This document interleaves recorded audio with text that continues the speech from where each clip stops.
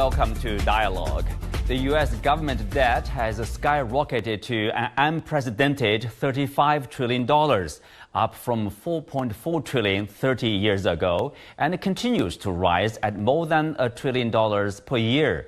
What's behind the ballooning U.S. national debt? Has Washington not been taking the issue seriously? And how will the U.S. government address such a challenge? Join us for our discussion today, live from Beijing. I'm Xu Qinduo.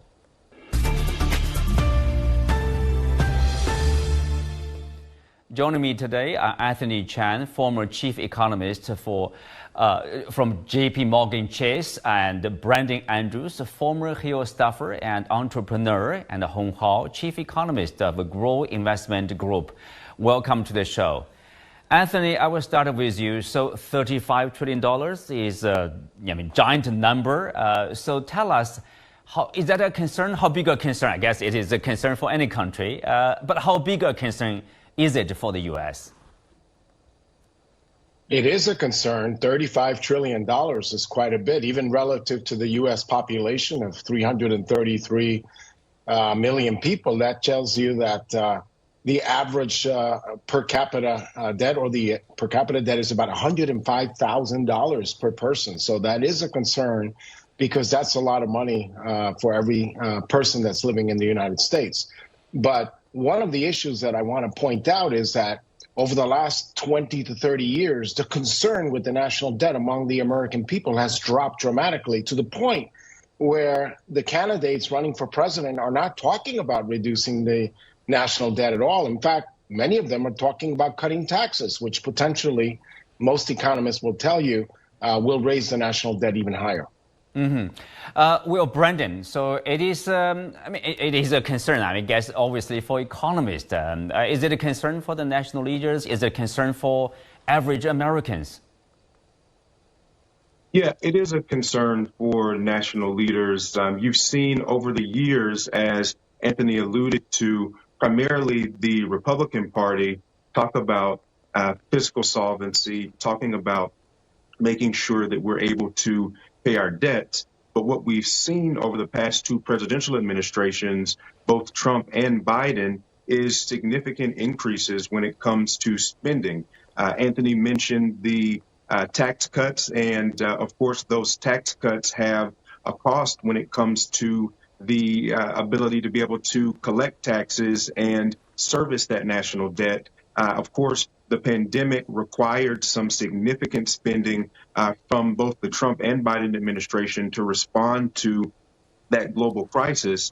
And the interest rates with inflation, now it costs even more to be able to service the debt. Now, we haven't yet had a presidential debate between Vice President Harris and former President Donald Trump, but you have to imagine that during that first debate, the national debt will come up, and Americans will be looking for the next president to be able to answer the question, how do we continue to provide services to the American people and service the national debt, especially if we're in a higher for longer environment when it comes to the rate of inflation? Obviously, it is an issue. Hopefully, it will come up during the upcoming debate between the two candidates. Hong Hao, looking at the issue from outside, in particular, the near future, so do you expect the debt will continue to rise? Because if you look at it in January this year, it's 34 trillion. In July, 35 trillion. Obviously, it grows, seems to be more than $1 trillion for a year. Do you think that's a cause of concern, the speed?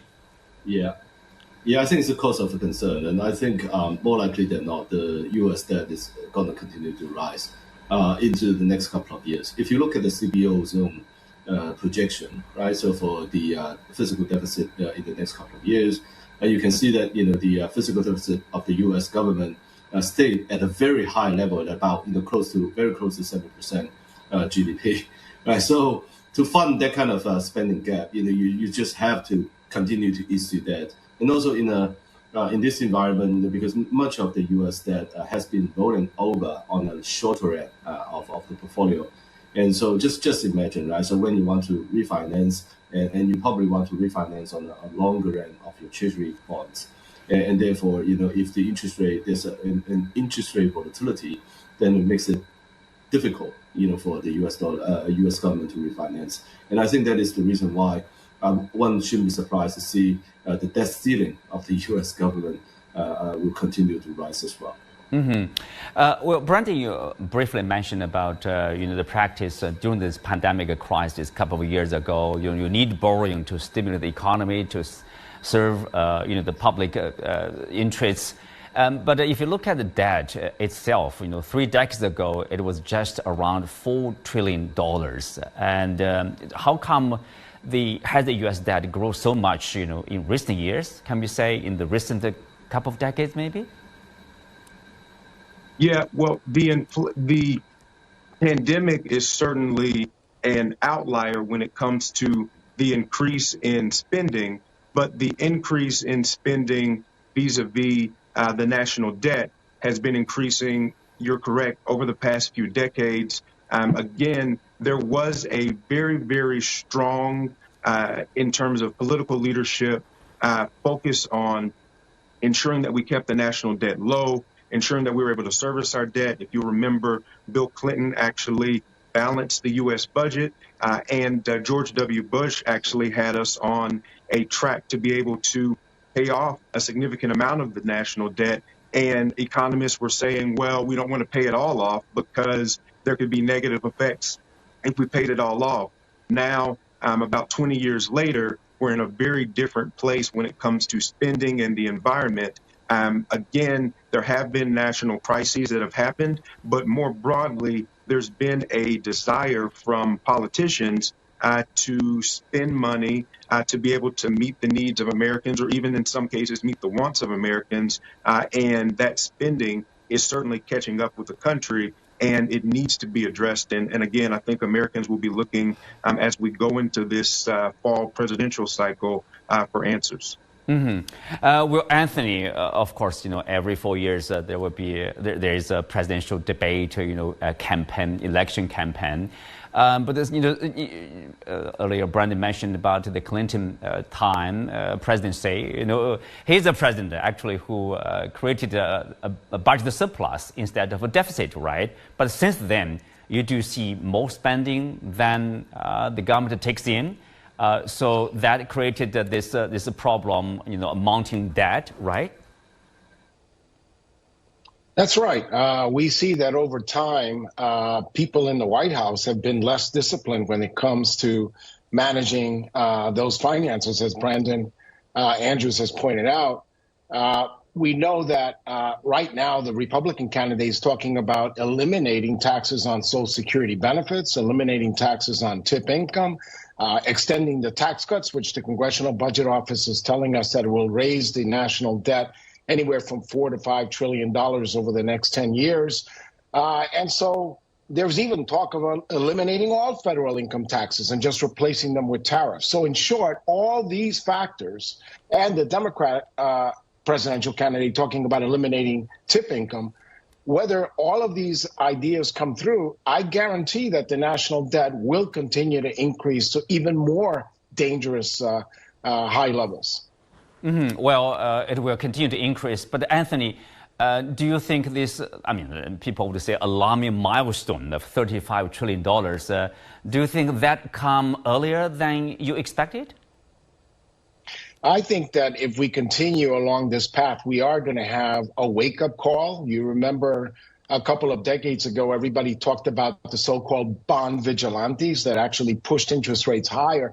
But these days, we're not seeing the bond vigilantes or showing too much concern, even though if you look at recent government bond measures or auctions, what you're seeing is the tail on those auctions is coming in around 3 basis points in the last auction. What does that mean?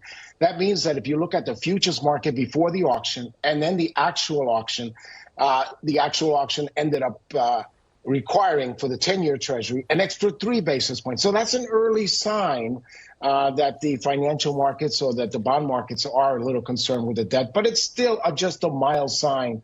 And until the American people really get concerned with this, we're not going to see our national politicians worry about it. Well, Hong Hao, the International Monetary Fund recently warned that these chronic fiscal deficits represent a significant and persistent policy misalignment that needs to be urgently addressed. So what kind of a misalignment, policy misalignment in the U.S. do you see? Yeah, well, if you look at the Japanese situation, right, the U.S. situation is slightly better in the sense that, if you look at the debt to GDP ratio, it's just over 100%, right? So the Japanese government is really in a very difficult situation. And so I think as a result, as you can see, right, the Japanese yen has been depreciating substantially. There was a huge volatility in the Japanese JGB bond market and also in the Japanese stock market as well. And it sends ripple across the world and affecting other financial markets. And I think, it's telling you that, when the debt level is at such a unsustainably high level, it creates difficulty for everyone. So I think specifically for the U.S. government, because it has a lot of liabilities to meet, for example, the pension fund, Medicaid, Medicare, amongst the other things, right? So, and as the population grows older, right, and also the economic growth slow down, then it will create even more liabilities, for the government. So I think as a result, the CBO budget looking out in the next couple of years is looking at about negative 7% GDP for each of the next couple of years. So I think it's telling you that a monumental task that is confronting the U.S. government to refinance all this debt. And then, once you cannot refinance, for example, there's a debt limit that we discussed just now, then, you have to go through all the congressional debate, how to raise the debt limit for the U.S. government to borrow more, et cetera, et cetera. So we've all seen this movie before in the last couple of years because of very large spending during the pandemic. The debt level has been increased for a number of times now, right? So every time, when there's a debt limit negotiation, the market goes into panic mode. So I think I would be surprised to see when we see these kind of scary movies again and again in the next couple of years. Mm-hmm. Well, Hong Hao, you mentioned about the consequences of such a high debt level. Some economists suggest that economic growth will slow down, significantly slow down, once the national debt passes 90% of the annual GDP. Basically, the debt to GDP ratio to 90%. But the U.S. case is like 20. Yeah. So that put the U.S. debt to more than 120, 130%. Well over 90% range, So, but the U.S. economy is okay. I mean, it's not in trouble, right? Not yet. Not yet. Okay. I mean, obviously the economy is still remaining very resilient, and I think the view that you quoted just now is a Reinhardt's view. She's saying that if it's over 90%, it's creating a growth hurdle for the economy. Now, if you look forward, as you can see, despite a very high debt level, the U.S. productivity growth has been rather strong, because of the AI revolution that is happening, and that is, and then also all the immigrants, either legal or illegal immigrants, going into the U.S. border, and that creates a huge pool of labor supply for the U.S. economy, and also some newfound productivity growth elements in there as well. So I think as a result, the U.S.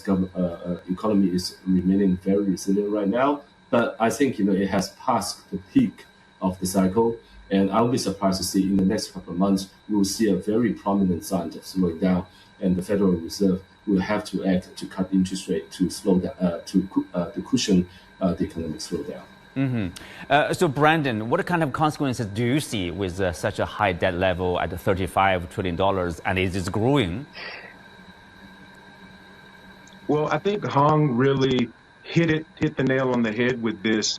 There is a reluctance from our political leaders to talk about entitlements. Now, we know that Medicare is on a path, Social Security, they're on a path to insolvency.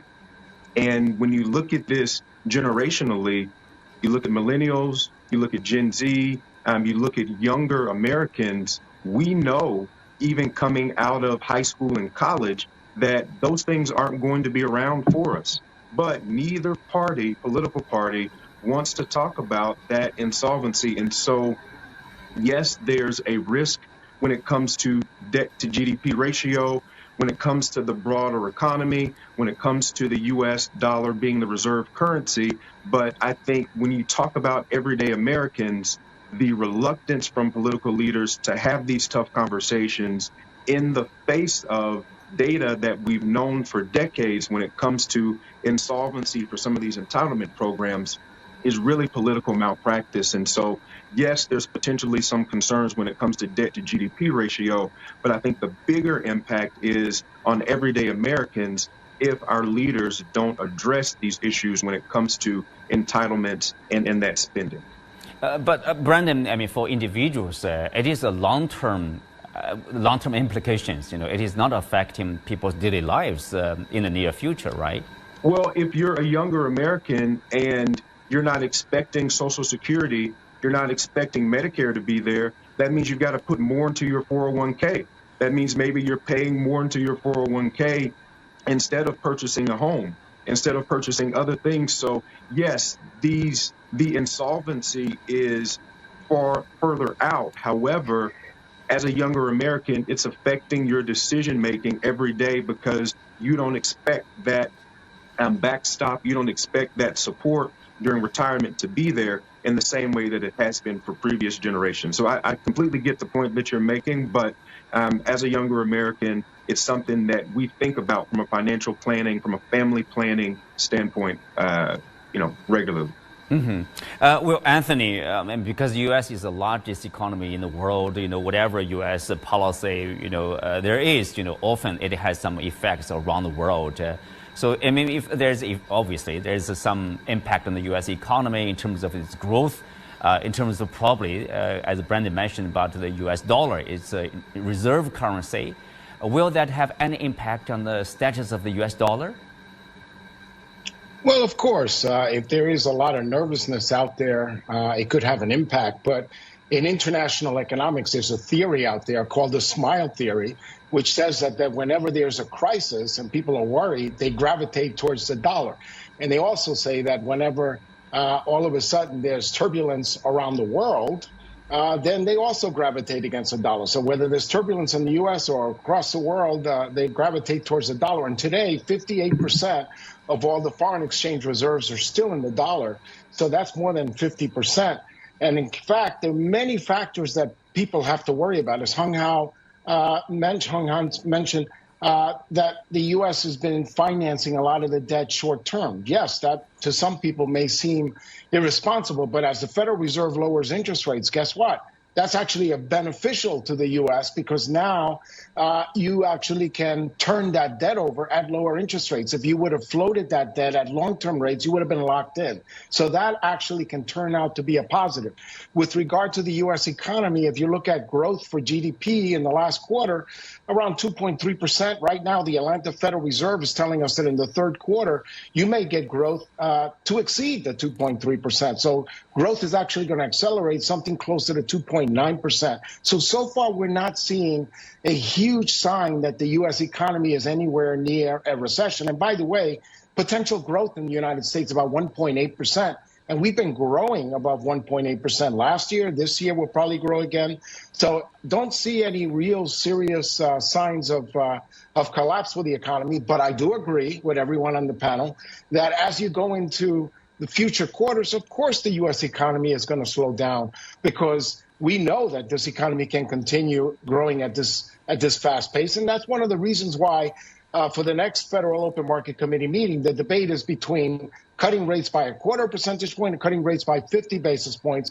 That, of course, will be determined by the next three inflation reports. We're getting two this week, Producer Price Index, Consumer Price Index, and later in the month, we're going to be looking at the Personal Consumption Deflator inflation report. Mm-hmm.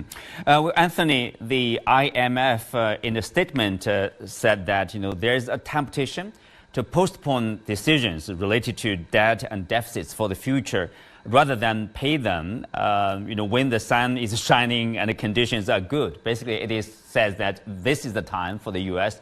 To deal with that because the economy is strong, it is growing. Do you think this is the point, this is the time for the government to deal with the issue?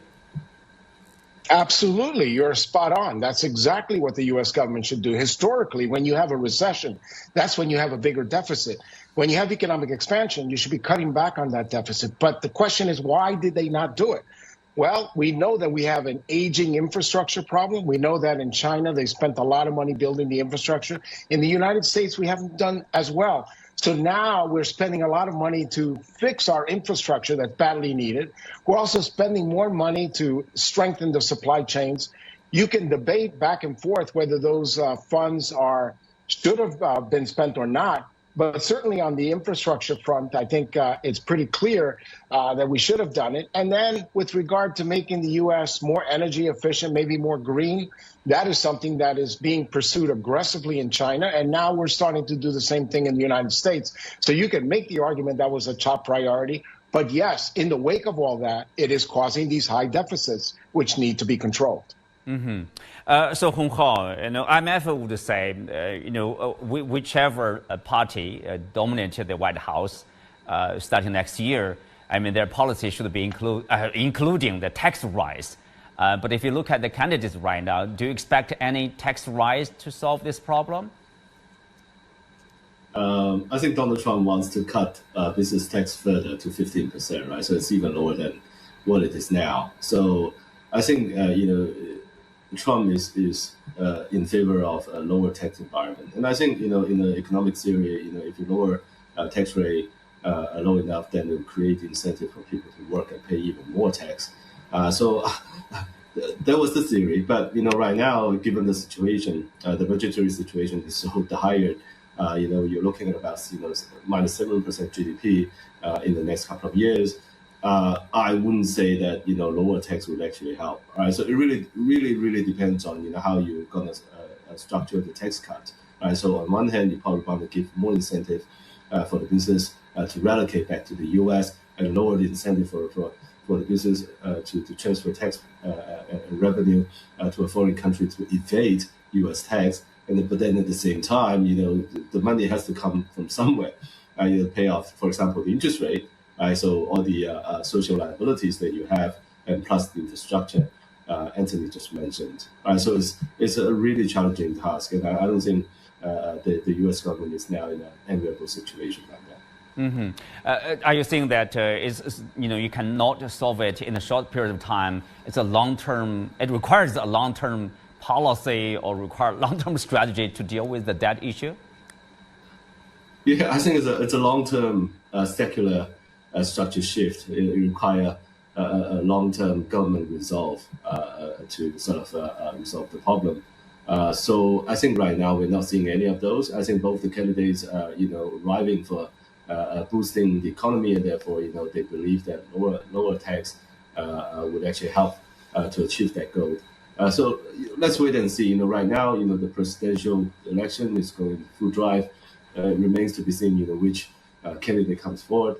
And therefore, it remains to be seen, how the tax regime will change in the U.S.